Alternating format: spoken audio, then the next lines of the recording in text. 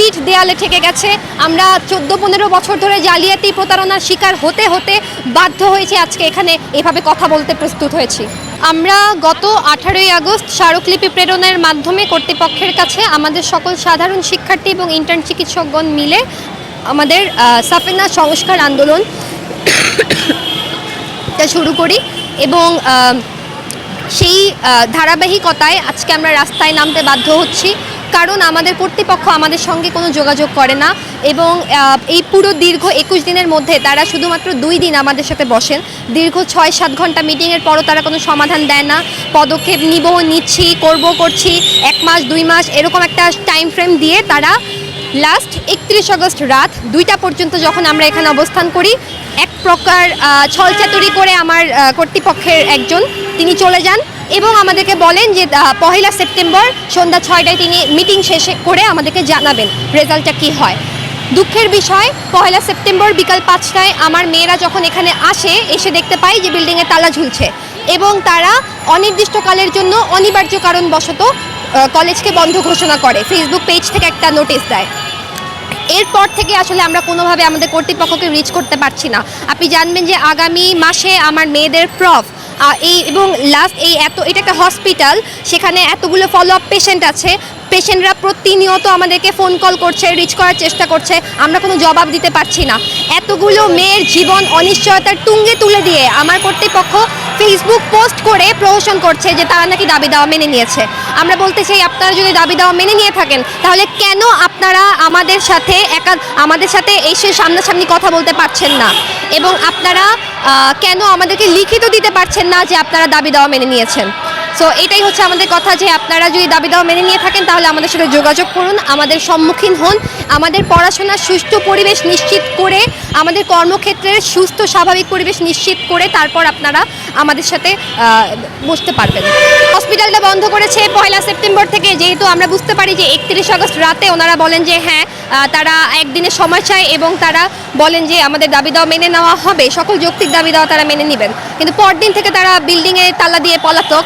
আপনারা কেউই এবং আমরা কেউই তাদেরকে ফোন কলে রিচ করতে পারি না। এখন কেন তারা তালা দিয়েছে যদি এটা বলতে হয়, আমি জানি না যে বিষয়টা কি এরকম যে আপনারা যেহেতু আমরা বারবারই বলে আসছি আপনাদের পেপারসের স্বচ্ছতা নেই, আপনাদের ডকুমেন্টসে জালিয়াতি আছে। যদি সেটা না হয়ে থাকে, যদি আপনারা স্বচ্ছ হয়ে থাকেন, তাহলে কেন আপনারা আমাদেরকে ফেস করতে ভয় পাচ্ছেন? কেন আপনারা আমাদের সাথে বিএমডিসি বলেন, ডিজিএইচএস বলেন কিংবা স্বাস্থ্য উপদেষ্টা বরাবর বলেন, কেন আপনারা আমাদেরকে নিয়ে সেখানে পর্যন্ত বসতে পারছেন না? যদি আমাদের দাবি অযৌক্তিক হয়ে থাকে আপনারা আমাদের সাথে এসে কথা বলুন, আমাদেরকে বলুন যে কেন দাবি অযৌক্তিক। আপনারা ভর্তির সময় যেই অ্যাগ্রিমেন্ট পেপারটা দেন সেখানে কোথাও টাকার কোনো ব্রেকডাউন থাকে না যে কোন খাতে কত টাকা নেওয়া হচ্ছে। যদি সেটা নাই থাকে তাহলে আপনি কিভাবে প্রমাণ করতে চান যে আমি ইন্টার্ন ফি বাবদ কোনো টাকা দিয়েছি কি দেইনি? আপনি জেনে থাকবেন যে স্বাস্থ্য মন্ত্রণালয়ের প্রজ্ঞাপনায় স্পষ্ট বলা থাকে ইন্টার্ন ফি বাবদ, ভর্তি ফি বাবদ এই 2টা খাতে টাকা নেওয়া ভর্তির সময় বাধ্যতামূলক। অর্থাৎ আপনি যত টাকাই নিয়েছেন সেখানে আপনি ভর্তি বাবদ টাকা নিয়েছেন আমার কাছ থেকে এবং ইন্টার্ন ফি বাবদ টাকা নিয়েছেন। আপনি এমন একটা পেপার দিচ্ছেন যেখানে সমস্ত টাকাকে আপনি দেখাচ্ছেন অ্যাডমিশন ফি বাবদ নেওয়া হয়েছে।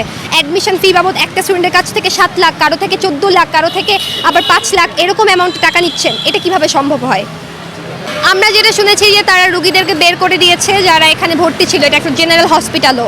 আমরা শুনেছি যে তারা রোগীদেরকে বের করে দিয়ে বিল্ডিংয়ে তালা দিয়েছে। এখন যদি এরকম হয় এবং আমাদের যেসব ফলো আপ পেশেন্ট, ডেন্টালের যেসব পেশেন্ট যারা ওপিডিতে আসে রেগুলার, আমাদের অনেক ফলো আপ পেশেন্ট আছে, তারা আমাদেরকে রেগুলার ফোন কল করছে। হয়তো কারো অর্ধেক কাজ হয়েছে, আপনি জানবেন যে ডেন্টালের কাজগুলো একটু সময় সাপেক্ষ, আসতে হয়, কয়েকটা ভিজিটে আসতে হয়। সো তারা কিন্তু আমাদেরকে রেগুলার ফোন করে যাচ্ছে, তাদের টাকা এখানে ইনভেস্টেড আছে, তারা কাজের জন্য এখানে টাকা ইনভেস্ট করেছে। তাদের কাছে আমার হসপিটালের ইমপ্রেশনটা কি তৈরি হচ্ছে? আমরা কিন্তু আমাদের হসপিটাল নিয়ে, আমাদের শিক্ষকদেরকে নিয়ে কোনো রকম বদনাম করার জন্য রাস্তায় নামিনি। আমাদের আগামী মাসে স্টুডেন্টদের প্রফ এবং যারা নতুন শিক্ষার্থী ভর্তি হয়েছে ফার্স্ট ইয়ারে, নিউ ফার্স্ট ইয়ার, তারা দেখতে পাচ্ছে সব কলেজে কার্যক্রম শুরু হয়ে গেছে, আইটেম শুরু হয়ে গেছে। আমার কলেজের নতুন স্টুডেন্টরা তারা এখনও কলেজের ভেতরের মুখ দেখতে পারলো না। এটা তো তাদের জন্য অবশ্যই অনেক চিন্তার বিষয়, প্যারেন্টসদের জন্য উদ্বিগ্নতার বিষয়। আমরা আসলে জানি না যে আমাদের ফিউচারটাকে তারা এইভাবে ছেলে খেলা করে যখন তখন বিল্ডিংয়ে তালা দিয়ে দিয়ে অনির্দিষ্টকালের জন্য বন্ধ ঘোষণা করে কোনো রকম স্বচ্ছতা না রেখে এই যে তারা স্বেচ্ছাচারিতা চালিয়ে যাচ্ছে, এর শেষ কোথায় আমরা জানি না। সো যতক্ষণ না পর্যন্ত এর শেষ আমরা দেখতে পাচ্ছি, আমরা আমাদের এই অবস্থান কর্মসূচি চালিয়ে যাব। এখানে যত রকমের সমস্যা আছে, সমস্যাই অনেক বেশি, প্রায় 100-র বেশি সমস্যা থেকে আমরা প্রাক্তন শিক্ষার্থী, বর্তমান শিক্ষার্থী সবার সমস্যাগুলোকে একত্রিত করে 21টা দাবিতে পৌঁছেছিলাম। হোস্টেলের ফ্যাসিলিটি, হোস্টেলের যে পরিমাণ টাকা নেওয়া হয় 8,000 টাকা মানে হোস্টেল ফি বাবদ নেওয়া হয়, কিন্তু কোনো রকম ব্রেকফাস্টের ব্যবস্থা নেই। দুপুরবেলায় ওর মেয়েরা গিয়ে খেতে পারে না, বলা হয় যে গ্যাস ছিল না, তাহলে আপনারা সিলিন্ডারের ব্যবস্থা করেন, সেটাও করছেন না। সো এই যে সার্বিক অব্যবস্থাপনা এবং সিস্টেমেটিক ওয়েতে অব্যবস্থাপনা, সুনিপুণ ওয়েতে জালিয়াতি, এই সব কিছু রুখে দেওয়ার জন্যই কিন্তু আমরা দাঁড়িয়েছি। এবং 21টা দাবি থেকে আমরা যেটা বুঝতে পারলাম যে তারা আসলে নানান রকম টালবাহানা করছে। তারা হচ্ছে এই দাবিগুলোর মধ্যে যেগুলো, যেমন ধরেন আমরা বলতে চেয়েছি যে আমাদের এন্ডোমোটর লাগবে, অ্যাপেক্স লোকেটর লাগবে, এই ধরনের ওপিডি সংক্রান্ত যা যা আছে তারা সময় চাচ্ছে। সো আমরা এই মুহূর্তে বলতে চাই যে ওই 21টা দাবির আমরা যেই 4 দফায় পৌঁছেছি, আপনি যদি এই 4 দফা খেয়াল করেন, এই 4টা দফা প্রত্যেকটা কলেজের জন্য, ডেন্টাল মেডিকেল কলেজের জন্য বাধ্যতামূলক নিয়ম শৃঙ্খলার মধ্যে পড়ে। আপনারা যদি এই 4টা দফা মেনটেন করেন, তাহলেই আমাদের প্রত্যেকের যাবতীয় যা যা সমস্যা সেটা সলিউশন আমরা পাই।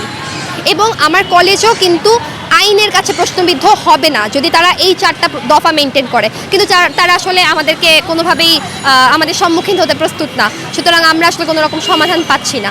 এবং আমি স্বাস্থ্য উপদেষ্টা বরাবর আমাদের নতুন ইন্টারিম গভর্নমেন্ট খুবই মানে ভালো, আমি বলবো যে 3টা ইম্পর্টেন্ট খাতকে গুরুত্ব দিচ্ছে এই মুহূর্তে, সবচেয়ে বেশি কনসার্ন রাখছে, যার মধ্যে স্বাস্থ্য খাত অন্যতম। আমরা ডাক্তাররা বিশ্বাস করি, আমরা ডাক্তারের এখানে যারা শিক্ষার্থী আছে আমরা বিশ্বাস করি দেশের সামগ্রিক স্বাস্থ্য খাতের উন্নতি তখনই সম্ভব হবে যখন এই রিলেটেড প্রত্যেকটা প্রতিষ্ঠানের দুর্নীতিকে আমরা মিনিমাইজ করতে পারবো। নির্মূল করা তো সম্ভব হবে না, অন্তত আমরা মিনিমাইজ করার চেষ্টাটুকু করতে পারি। তো সেই জায়গা থেকে আমি আমাদের সমন্বয়ক ভাইরা যারা আছেন, স্বাস্থ্য উপদেষ্টা যিনি আছেন ম্যাম, আমরা আসলে আপনাদের সবার কাছে দৃষ্টি আকর্ষণ করছি। আমরা বলতে চাই যে আপনারা যদি একটু আমাদেরকে কনসার্ন দেন, আমরা এই সকল রকমের দুর্নীতি রুখে দিতে আমরা আমাদের জায়গা থেকে কাজ করে যাচ্ছি।